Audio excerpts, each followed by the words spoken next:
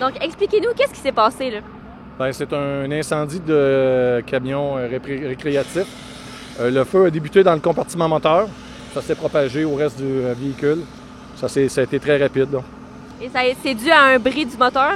Je ne pourrais pas vous dire. Ça va être très difficile de déterminer la cause exacte parce que, vu l'état du moteur et du compartiment moteur, ça va être très difficile de le faire. Donc, comment ça s'est passé, là? Est-ce que le véhicule était stationné ou il était en mouvement? Non, ce qu'on me disait, c'est que le chauffeur, c'est ça, il était en mouvement en direction de Victoriaville. Puis il y a de la fumée qui a commencé à sortir du véhicule. Puis là, quand il s'est bien sorti de la fumée, bien, il a arrêté. Puis les deux véhicules, lui et son épouse ont évacué le véhicule récréatif. Donc, comment on fait pour combattre un feu comme ça?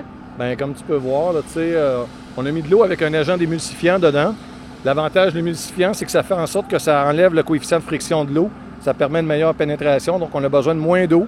Puis en même temps, ça permet aussi d'empêcher l'effet de pyrolyse de se poursuivre. Surtout que là, on a affaire avec un véhicule qui a beaucoup de fibres de verre et de pièces rembourrées à l'intérieur. Fait que c'est pour ça qu'on utilise la mousse. Ce qu'on appelle un produit fini, c'est la mousse.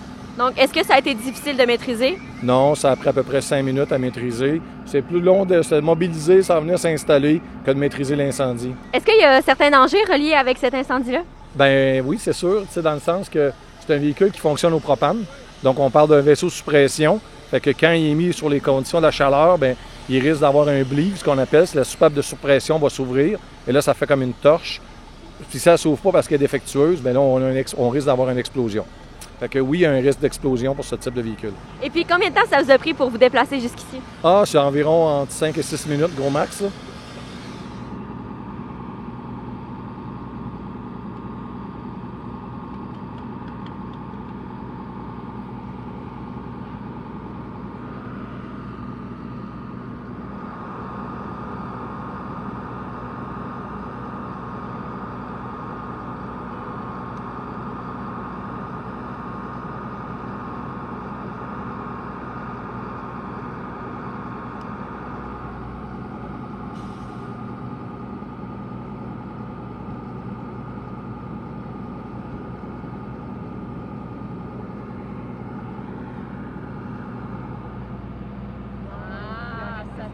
Donc, racontez-nous comment ça s'est passé, là.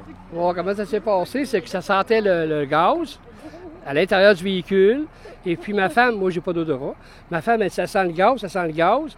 J'ai dit, on va arrêter. Elle a dit plutôt, on va arrêter à civil parce que là, elle était inquiète, tu comprends? Je me suis pas rendu au ultramar où je voulais arrêter. Le feu a pris, on a vu des flammes sortir dans le bas, OK, ou la console, au centre. Puis on a arrêté là, puis là, ça a pris quoi, 15 minutes, les pompiers sont arrivés, c'était trop tard, tout est brûlé. Et comment vous vous êtes senti, vous, là, quand vous avez vu tout ça apparaître, là?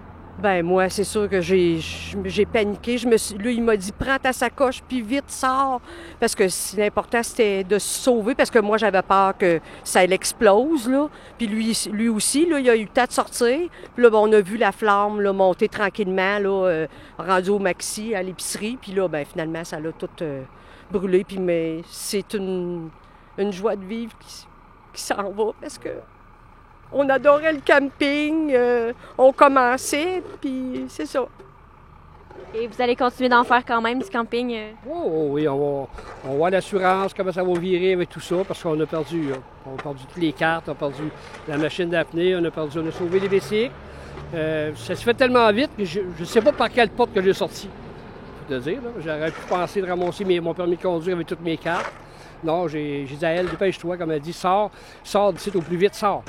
Et où est-ce qu'elle a sorti, je ne sais pas, mais elle a sorti avec le chien. Puis, elle ramasse ta sacoche, le chien dehors. Puis moi, j'ai sorti. Puis là, on s'est avancé ici, on a bien vu que le feu, là, on voyait la flamme dans le hood, tout ça, mais il n'y avait plus rien à faire.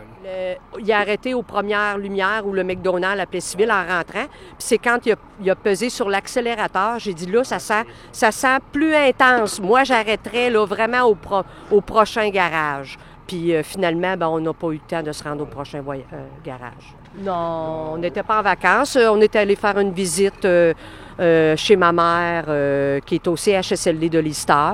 Puis on est allé faire un dodo là, dans la cour. Ils nous ont accepté de nous héberger. Puis on s'en revenait chez nous, tranquillement, pas vite. Puis c'est ça qui est arrivé. Moi, j'ai pas eu peur. Moi, j'ai eu peur. Moi, j'ai eu peur quand j'ai vu la flamme, là.